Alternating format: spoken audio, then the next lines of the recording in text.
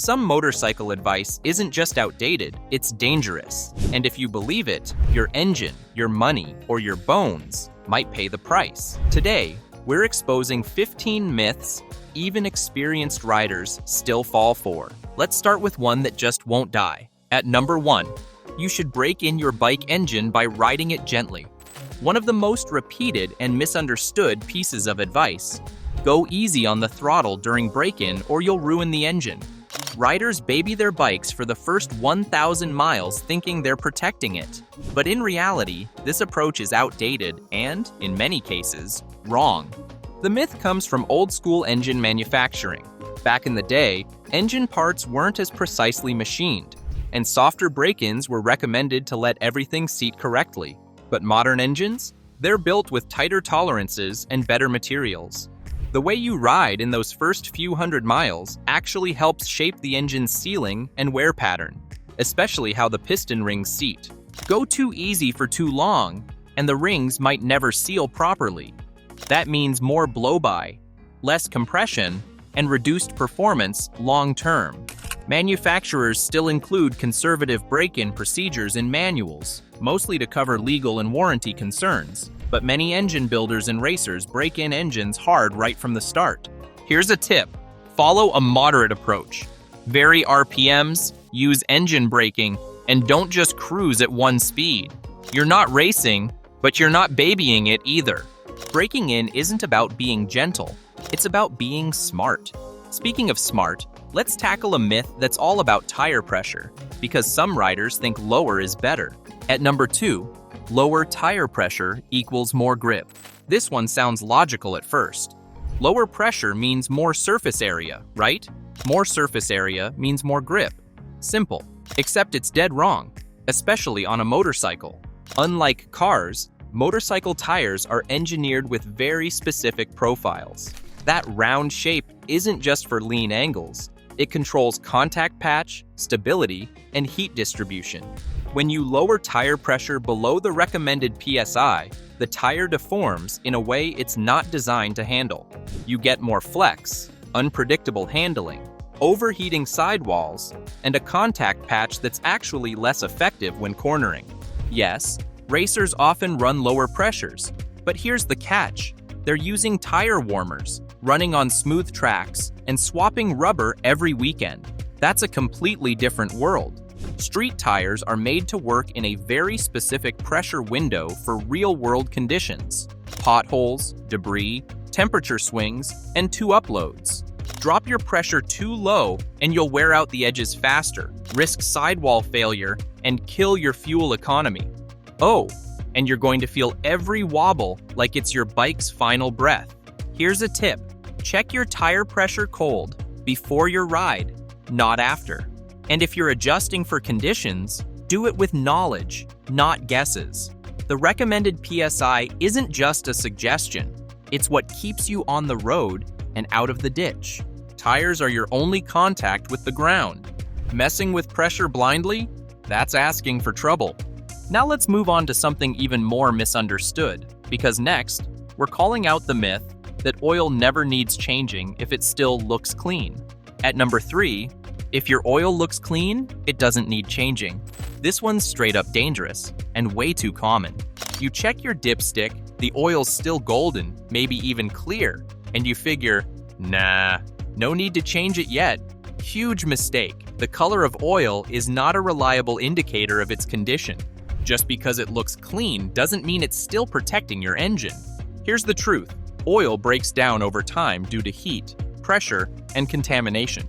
Additives, like detergents, anti-wear agents, and friction modifiers, start degrading from the very first ride. Even if the oil still looks good, it might not be doing its job. And that job isn't just lubrication. Oil is responsible for cooling, cleaning, sealing, and preventing corrosion inside your engine. Once those chemical properties wear out, you're risking metal-on-metal contact, sludge buildup, and decreased engine performance, even with clean-looking oil.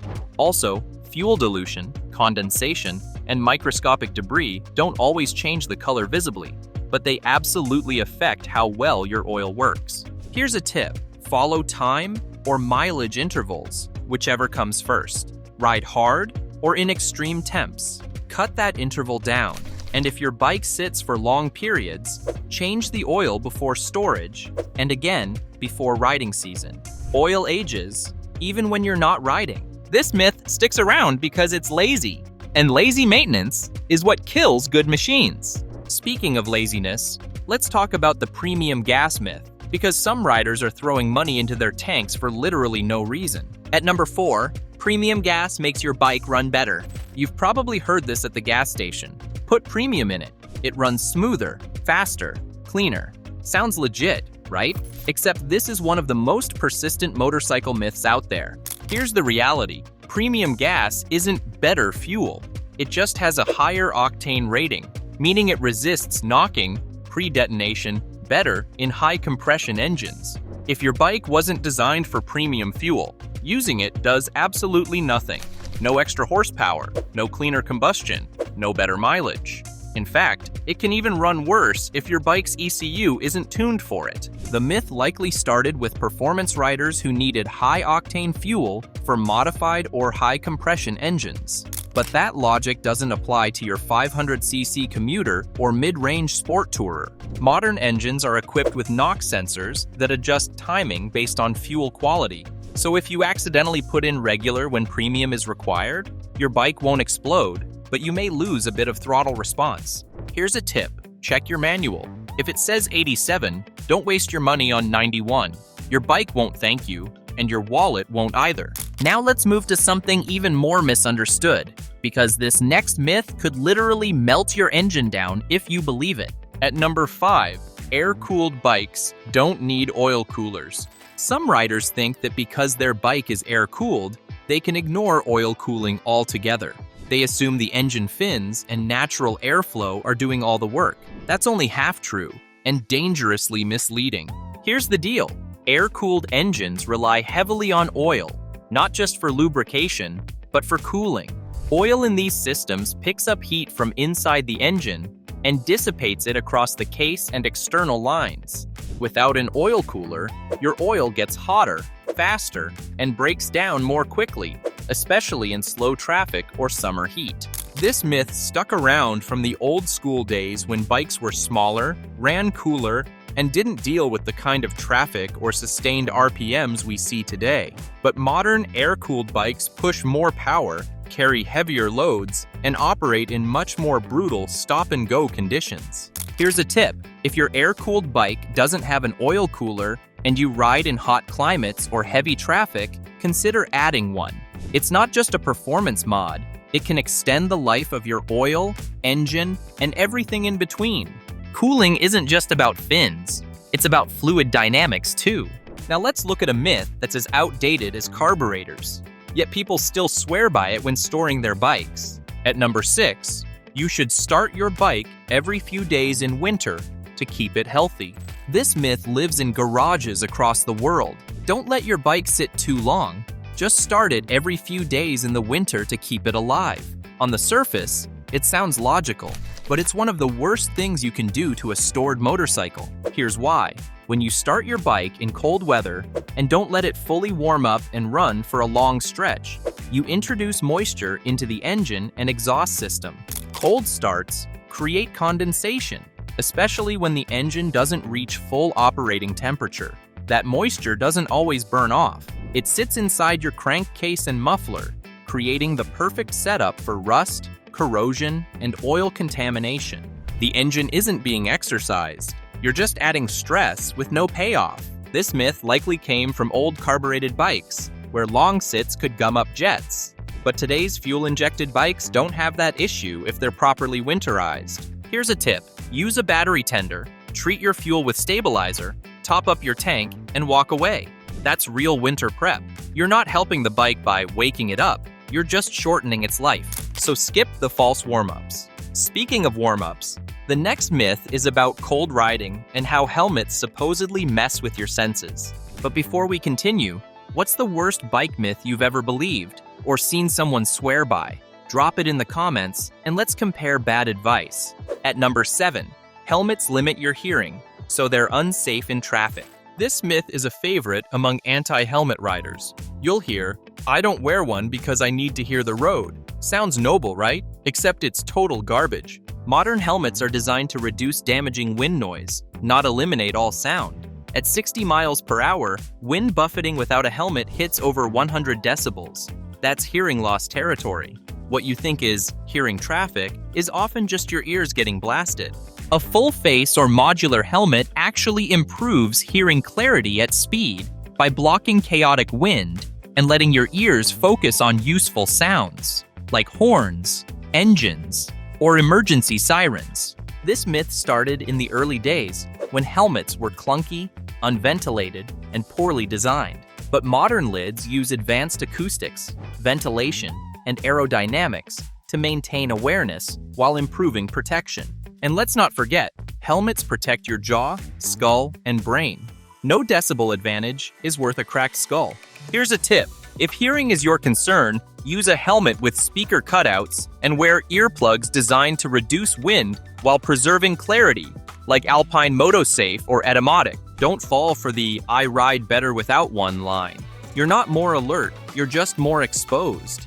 Next up, a myth that messes with way too many brake systems, because people still think this one little tweak makes you stop faster. At number 8, shortening your brake lever travel improves stopping power.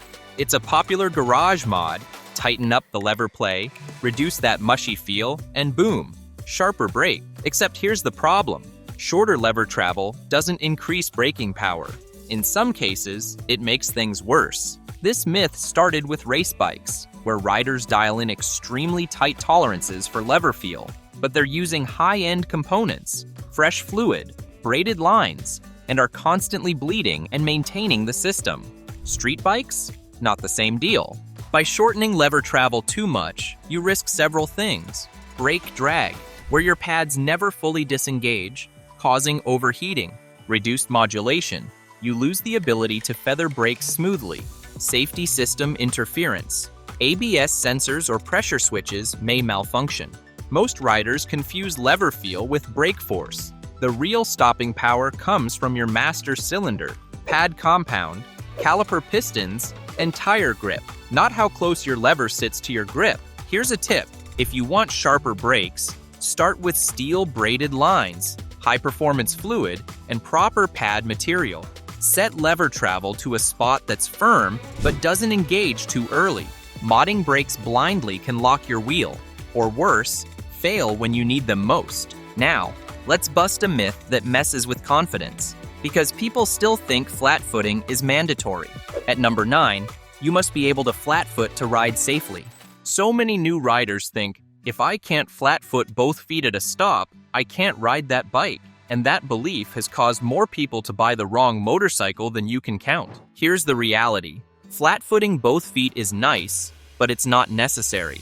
In fact, most experienced riders only use one foot down at stops, left foot down, right foot covering the rear brake. The myth likely grew from beginner classes where stability at stops was emphasized for safety. And while it makes sense for learning, it's not a hard rule. As long as you can comfortably get one ball of your foot down and manage balance, you're fine. Dropping your seat too much or lowering your suspension to flat foot can hurt handling. It messes with suspension geometry, reduces lean angle, and compromises ride quality. That trade-off, not worth it just to reach the pavement. Here's a tip. Practice stopping with one foot down and learn to shift your weight slightly off-center when needed. Confidence in slow-speed balance is more important than inseam length. Don't buy a bike based on foot position. Buy it based on fit, weight, and control. Speaking of fit, let's crack into the myth that cruiser seats are always more comfortable for long rides, because most people get this one completely backwards. At number 10, cruisers are the most comfortable for long rides. Big seats, wide bars, relaxed posture, cruisers look like the ultimate comfort machines. And for short, casual rides, they often are. But stretch that ride past a few hours, and you might start questioning everything. That low-slung, feet-forward cruiser posture is best for touring, but in reality, it's ergonomically flawed for distance riding. Why? Because you're putting all your weight on your tailbone, your spine is slightly curved, and your legs are stretched with no support. That means less blood flow, more back fatigue, and nowhere to shift your posture mid-ride. Meanwhile, bikes with a neutral riding position, like sport tourers, ADVs, or even standards, let you shift between feet, seat, and hands. Your knees absorb road shock, your back stays straighter, and you get more control over fatigue. This myth stuck around because of Harley culture and marketing. Big seat equals comfort was the sales pitch. But seasoned tourers know better. Here's a tip. If you're doing real distance, test multiple styles. Look at riding triangle geometry, not just seat size. Sometimes, a narrower upright bike with highway pegs beats that sofa on wheels setup. Comfort isn't just about sitting still, it's about staying alert, loose, and in control for hours. Now that your back's checked, let's talk fuel economy, because this next myth sounds smart until you actually do the math. At number 11, higher gear, lower RPM equals better fuel economy. You're cruising in 6th at 35 miles per hour because someone once told you lower RPMs mean better mileage. Bad news, you're lugging your engine and probably using more fuel. Here's what most people don't realize. Motorcycle engines are designed to operate efficiently within a certain RPM range, called the sweet spot. Riding too far below that range causes lugging, where the engine struggles, vibrates more, and delivers less efficient combustion. The result? Poor throttle response, excess strain, and ironically, lower fuel efficiency. This myth likely came from car logic, where low-revving engines and overdrive gears do help save gas. But motorcycles, especially smaller displacement ones, are tuned differently. They make peak torque higher in the rev range and are built to spin fast and light. Also, modern fuel injection and ECU mapping are optimized around cruising RPMs. Dropping below that doesn't help. It just throws off airflow, fuel delivery, and power output. Here's a tip. Listen to your engine. If it's chugging, you're too low. If it's smooth and responsive, you're in the zone. Learn your gear to RPM sweet spot and ride with the machine, not below it. You're not saving gas by bogging your engine, you're just riding like it's mad at you. How many of these myths did you fall for before watching this? Be honest, we've all been there.